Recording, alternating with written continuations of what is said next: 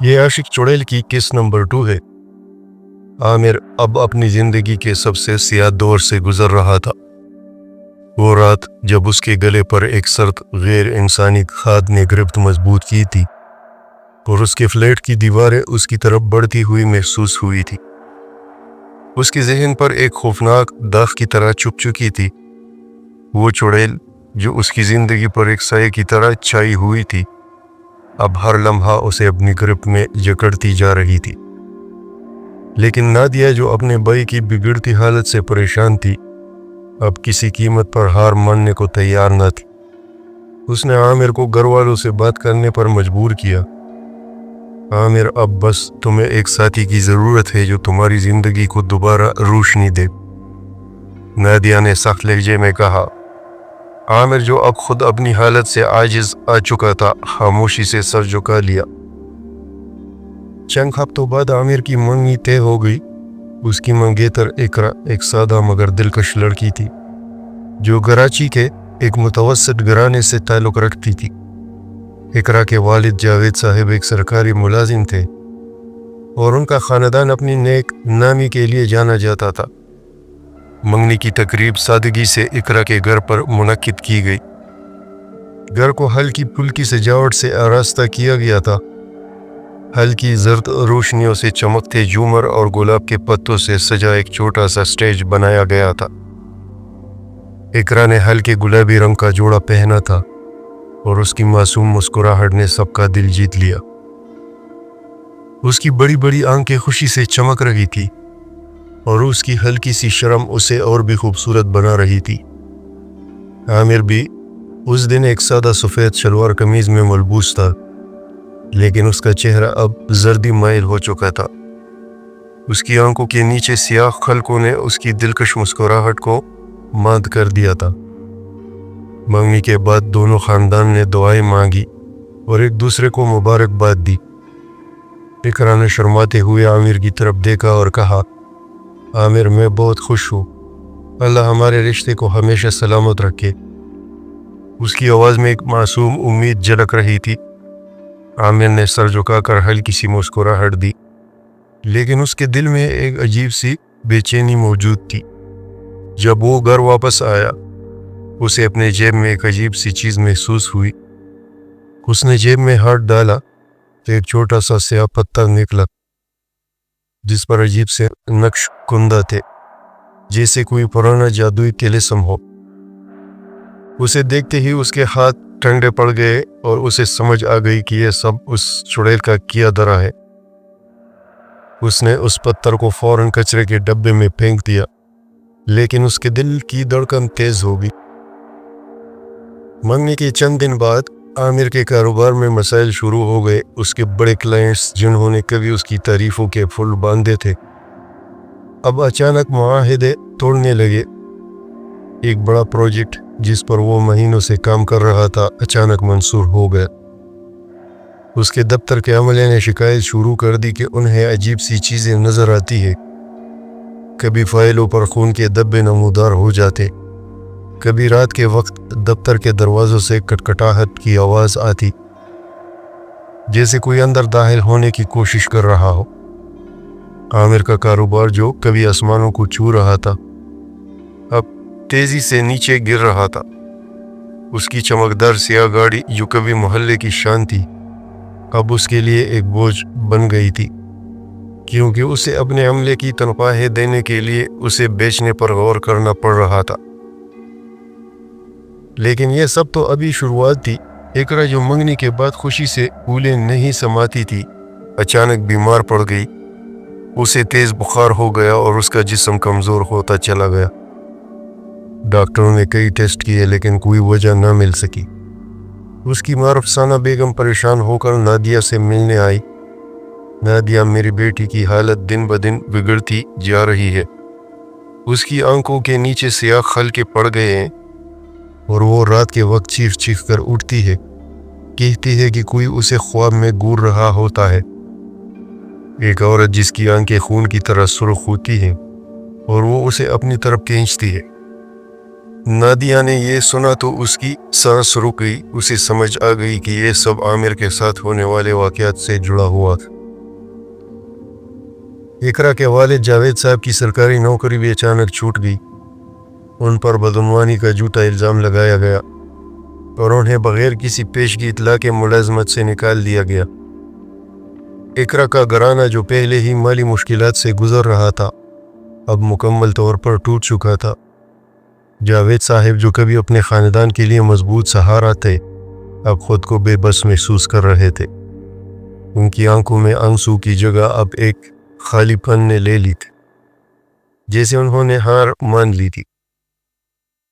اقرا کی حالت ایسی ہو گئی کہ وہ بستر سے اٹھ بھی نہ پاتی تھی۔ اس کی معصوم مسکراہٹ اب مکمل طور پر غائب ہو چکی تھی۔ اس کی آنکھیں ہر وقت خوف سے بھری رہتی تھی اور اس کا جسم اتنا کمزور ہو گیا تھا کہ وہ اپنا سر بھی مشکل سے اٹھا پاتی تھی۔ ایک رات جب وہ اپنے کمرے میں اکیلی تھی، اسے اپنے بستر کے پاس ایک عجیب سی آواز سنی، جیسے کوئی زنجیریں زمین پر گھسیٹ رہی ہو۔ اس نے خوفزدہ ہو کر اپنی آنکھیں کھولی، لیکن کمرے میں روشنی غائب تھی۔ اچانک اس کے بستر کے نیچے سے ایک ہاتھ نکلا، ایک لمبا پتلا ہاتھ جس کی کھال جلی ہوئی تھی اور ناخن لمبے کٹے ہوئے اور سیاہ، جیسے کسی نے انہیں کیچڑ میں ڈبو دیا ہو۔ اس ہاتھ نے اقرا کے پاؤں کو پکڑ لیا اور وہ زور سے چیخ پڑی۔ اس کی چیخ سن کر اس کی ماں دوڑتی ہوئی آئی، لیکن جب وہ کمرے میں داخل ہوئی وہ ہاتھ غائب ہو چکا تھا۔ اقرا کا پاؤں نیلا پڑ چکا تھا اور اس پر عجیب سے گہرے نشانات تھے، جیسے کسی نے اسے زور سے دبایا ہو۔ اس کے پاؤں سے خون رسنے لگا اور اس کی ماں نے روتے ہوئے اسے پٹی باندھ دی، لیکن خون رکنے کا نام نہ لے رہا تھا۔ اقرا کے ساتھ ہونے والے واقعات اب خوفناک سے خوفناک تر ہوتے جا رہے تھے۔ ایک رات جب وہ اپنے کمرے میں لیٹی تھی، اسے اپنی کھڑکی سے باہر ایک عجیب سی روشنی نظر آئی۔ وہ روشنی ہلکی ہلکی سرخ تھی، جیسے کوئی آگ جل رہا ہو۔ اس نے ہمت کر کے کھڑکی کی طرف دیکھا تو اس کی سانس رک گئی۔ کھڑکی کے باہر ایک عورت کھڑی تھی، اس کے بال لمبے اور سیاہ تھے جو ہوا کے بغیر لہرا رہے تھے۔ اس کی آنکھیں خون کی طرح سرخ تھی اور اس کے ہونٹوں پر ایک خوفناک مسکراہٹ تھی جو اس کے چہرے کو اور بھی بھیانک بنا رہی تھی۔ اس عورت نے کھڑکی پر اپنا ہاتھ رکھا اور شیشہ اچانک پگھلنے لگا، جیسے وہ اسے اپنے ہاتھ سے دبا رہی ہو۔ پگھلتا ہوا شیشہ زمین پر گر رہا تھا اور اس سے ایک عجیب سی آواز نکل رہی تھی، جیسے کوئی دانت پگھل کر چیخ رہی ہو۔ اقرا کے منہ سے چیخ نکل پڑی، لیکن اس کی آواز اس کے گلے میں اٹک گئی۔ اچانک وہ عورت کھڑکی کے شیشے سے گزر کر اندر آ گئی اور اس کے جسم سے ایک ایسی بدبو اٹھی جو سڑے ہوئے پھولوں اور جلے ہوئے گوشت کی طرح تھی۔ اس چڑیل کا چہرہ اب پگھلا ہوا تھا، جیسے کسی نے اسے آگ میں جھونک دیا ہو۔ اس کے چہرے سے خون بہہ رہا تھا اور اس کی آنکھوں سے سرخ دھواں نکل رہا تھا۔ اس نے اقرا کے سرہانے کھڑے ہو کر کہا، وہ میرا ہے اور تم اسے نہیں لے سکتی۔ اس کی آواز ایسی تھی جیسے کوئی پتھر آپس میں رگڑ رہے ہو، اور ہر لفظ کے ساتھ اقرا کا جسم کانپ اٹھتا تھا۔ چڑیل نے اپنا ہاتھ بڑھایا اور اس کے ناخنوں سے خون کے قطرے اقرا کے چہرے پر گرنے لگے۔ اقرا نے اپنی آنکھیں بند کر لی، لیکن اس کے کانوں میں ایک عجیب سی آواز گونجنے لگی، جیسے کوئی اس کے دماغ کے اندر چیخ رہا ہو۔ اچانک اس نے اپنے گلے پر ایک ٹھنڈی گرفت محسوس کی اور اس کی سانس رکنے لگی۔ اس نے اپنی آنکھیں کھولی تو چڑیل اس کے بالکل قریب تھی۔ اس کی سرخ آنکھیں اب اقرا کے چہرے سے چند انچ کے فاصلے پر تھی۔ چڑیل کے منہ سے ایک سیاہ دھواں نکلا جو اقرا کے چہرے پر پھیل گئی اور اس کی آنکھوں میں شدید جلن ہونے لگی۔ اقرا کی چیخ اس کے گلے میں اٹک گئی اور وہ بے ہوش ہو گئی۔ جب اقرا کو ہوش آیا، اس کا چہرہ زرد پڑ چکا تھا اور اس کی آنکھیں ایسی تھی جیسے ان سے زندگی نکل گئی ہو۔ اس کی ماں نے دیکھا کہ اقرا کے گلے پر عجیب سے نیلے نشانات تھے، جیسے کسی نے اسے گلا گھونٹنے کی کوشش کی ہو۔ اس کے بالوں میں ایک عجیب سی چیز پھنسی ہوئی تھی، ایک چھوٹا سا سیاہ فر جو کسی مردہ پرندے کا لگتا تھا۔ اس پر سے وہی بدبو آ رہی تھی جو چڑیل کی تھی۔ رخسانہ بیگم روتے ہوئے اقرا کو گلے لگا کر بیٹھ گئی، لیکن ان کا دل ڈوب رہا تھا۔ انہیں لگ رہا تھا کہ ان کی بیٹی اب ان کے ہاتھوں سے نکلتی جا رہی ہے۔ اقرا کی حالت اب ایسی ہو گئی تھی کہ وہ رات کے وقت سونے سے ڈرتی تھی۔ ہر رات اسے عجیب سے خواب آتے۔ خوابوں میں وہ چڑیل اسے ایک تاریک جنگل میں کھینچ لے کر جاتی، جہاں زمین پر خون کے تالاب بنے ہوتے تھے۔ وہ چڑیل اقرا کے بالوں کو پکڑ کر اسے زمین پر گھسیٹتی اور اس کے جسم پر اپنے ناخنوں سے گہرے نشان بناتی۔ ایک رات جب اقرا خواب میں چیخ رہی تھی، اس کی ماں نے اسے جگایا، لیکن جب انہوں نے اس کی کمر دیکھی تو وہ دہل گئی۔ اقرا کی کمر پر گہرے سرخ نشانات تھے، جیسے کسی نے اسے پنجوں سے نوچا ہو۔ ان نشانات سے خون رس رہا تھا اور اقرا کا جسم ٹھنڈا پڑ چکا تھا۔ ایک شام جب اقرا اپنے کمرے میں بیٹی قرآن پاک کی تلاوت کر رہی تھی، اچانک اس کے کمرے کی روشنیاں ٹمٹمانے لگی۔ اس نے تلاوت روک کر ادھر ادھر دیکھا، لیکن کمرہ خالی تھا۔ اچانک اس کے کمرے کی الماری کا دروازہ خود بخود کھل گیا اور اندر سے ایک عجیب سی چیز زمین پر گری، ایک چھوٹا سا کپڑے کا بنایا ہوا گڑیا نما تعویذ، جس کی آنکھوں کی جگہ سرخ دھاگے لگے تھے۔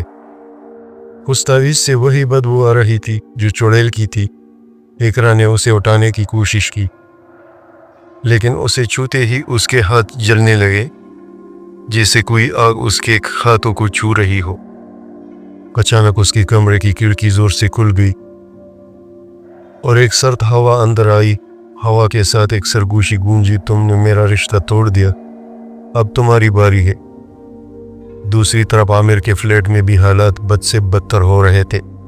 اسے اپنی چھت سے پانی ٹپکنے کی آواز سنائی دی۔ اس نے روشنی جلائی، لیکن چھت سے جو ٹپک رہا تھا وہ پانی نہیں بوند تھا۔ ان کے قطرے اس کے بستر پر گر رہے تھے اور اچانک اس کے بستر کی چادر پر ایک عجیب سی تصویر بننے لگی، ایک عورت کی تصویر جس کے بال لمبے تھے اور آنکھیں سرخ تھی۔ عامر خوف سے اٹھ کر بھاگا، لیکن جب وہ دروازے تک پہنچا دروازہ خود بخود بند ہو گیا۔ اس نے زور لگایا لیکن دروازہ نہیں کھلا۔ اچانک اس کے کمرے کی دیواروں سے عجیب سی آوازیں آنے لگی، جیسے کوئی دیواروں کے اندر سے ہنس رہا ہو، اور وہ ہنسی اس کے دماغ میں گونجنے لگی۔ اس نے اپنے کان بند کر لیے، لیکن آواز بند نہ ہوئی۔ اچانک اس کے کمرے کی زمین ہلنے لگی اور زمین سے ایک عجیب سا دھواں اٹھنے لگا، جس کی شکل ایک عورت کی ہو گئی۔ اس عورت نے عامر کی طرف اپنا ہاتھ بڑھایا اور اس کے ہاتھ سے خون ٹپکنے لگا۔ عامر کے منہ سے چیخ نکل پڑی اور وہ بے ہوش ہو کر گر گیا۔ جب عامر کو ہوش آیا، وہ اپنے بستر پر تھا، لیکن اس کے جسم پر عجیب سے نیلے نشانات تھے، جیسے کوئی اسے رات بھر دبائے رہا۔ اسی دوران نادیہ نے اقرا کے گھر والوں سے رابطہ کیا۔ جب اقرا کی ماں نے سارا واقعہ سنایا، نادیہ نے انہیں بتایا کہ یہ سب عامر کے ساتھ جڑے ہوئے ہیں۔ جاوید صاحب، جو پہلے ہی اپنی بیٹی کی حالت اور اپنی نوکری کے چھن جانے سے پریشان تھے، غصے سے بھر گئے۔ ہم اپنی بیٹی کو اس مصیبت میں نہیں ڈال سکتے، اور ان لوگوں نے فوراً رشتہ توڑنے کا فیصلہ کیا اور عامر کے گھر والوں سے کہا کہ وہ اب کوئی تعلق نہیں رکھنا چاہتے۔ اقرا، جو اب بھی بستر پر تھی، اب اپنی زندگی کی بدترین رات سے گزر رہی تھی۔ رات کے گہرے سناٹے میں جب وہ اپنے کمرے میں لیٹی اپنی آنکھیں بند کیے اللہ سے دعا مانگ رہی تھی، اسے اپنے کمرے کی چھت سے ایک عجیب سی آواز سنائی دی، جیسے کوئی لکڑی کو چبا رہا۔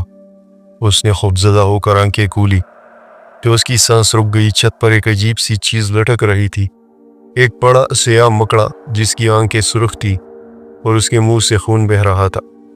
اس مکڑے کے پاؤں سے چھوٹے چھوٹے بال جڑ رہے تھے، جو ہوا میں اڑ کر اقرا کے بستر پر گر رہے تھے۔ اچانک وہ مکڑا چھت سے نیچے گرا اور اقرا کے بستر پر چڑھ گیا۔ اس کے پاؤں سے ایک عجیب سی بدبو آ رہی تھی جو چڑیل کی بدبو سے ملتی جلتی تھی۔ اقرا نے چیخنے کی کوشش کی، لیکن اس کی آواز اس کے گلے میں اٹک گئی۔ अचानक वो मकड़ा एक अजीब सी शक्ल में बदलने लगा। उसकी शक्ल चुड़ैल की हो गई, लेकिन इस बार उसका जिस्म मुकम्मल तौर पर स्याह था, जैसे कोई साये से बना हो। उसकी आंखों से खून बह रहा था और उसके हाथों से स्याह जहरीली रतूबत टपक रही थी। चुड़ैल ने इकरा की तरफ अपना हाथ बढ़ाया और उसके हाथ से निकलने वाली रतूबत इकरा के बाजू पर गिर गई। वो रतूबत ऐसी थी जैसे तेज़ाब, और इकरा के बाजू पर जलन शुरू हो गई। उसके जिल्द स्याह पड़ने लगी और उसके बाजू से एक अजीब सी आवाज़ निकलने लगी, जैसे कोई चीज़ जलकर चीख रही हो। चुड़ैल ने अपनी ज़ुबान बाहर निकाली जो लंबी और स्याह थी। उसने इकरा के चेहरे को छूना शुरू किया। उसकी ज़ुबान से एक गाढ़ा स्याह मादा निकल रहा था जो इकरा के चेहरे पर फैल गई। इकरा की आंखों में शदीद जलन होने लगी और उसकी आंखों से खून बह रहा था। चुड़ैल ने इकरा के कान के करीब अपना मुंह लाया और सरगोशी की, तुमने मेरा रिश्ता तोड़ दिया, लेकिन मैं तुम्हें आसानी से नहीं छोड़ूंगी। तुम्हारी हर सांस अब मेरी है। उसकी आवाज़ ऐसी थी जैसे कोई कब्र से चीख रहा हो, और हर लफ्ज़ के साथ इकरा का जिस्म कांप उठता था। अचानक चुड़ैल गायब हो गई, लेकिन इकरा के कमरे की हवा अब इतनी ठंडी हो गई थी कि उसकी सांस धुआं बनकर निकल रही थी। इकरा के बाजू पर अब एक गहरा जख्म बन चुका था जो स्याह हो गया था और उससे बदबू आ रही थी। उसकी आंखों से खून बह रहा था और उसका चेहरा दर्द से भर गया था। वो अपनी माँ को आवाज़ देने की कोशिश कर रही थी, लेकिन उसकी आवाज़ अब मुकम्मल तौर पर गायब हो चुकी थी। उसके कमरे की दीवारों पर अब अजीब से साये बन रहे थे, साये जो एक औरत की शक्ल में थे और उनके हाथों से खून टपक रहा था। इकरा की आंखों के सामने अंधेरा छा गया और वो बेहोश होकर अपने बिस्तर पर गिर गई। उसके जिस्म पर चुड़ैल के जहरीले निशानात अब उसकी ज़िंदगी को निगल रहे थे। ये थी इस कहानी की दूसरी किस्त। इंशाअल्लाह उल अज़ीज़ कल इसका आखिरी किस्त नशर होगा। अगर कहानी आपने यहाँ तक सुनी है तो इसका मतलब है कि आपने कहानी को पसंद किया। तो चैनल को अपने साथ साथ सब्सक्राइब करें और कमेंट बॉक्स में अपने राय का इजहार ज़रूर कीजिएगा। अगली किस्त तक अल्लाह हाफिज़।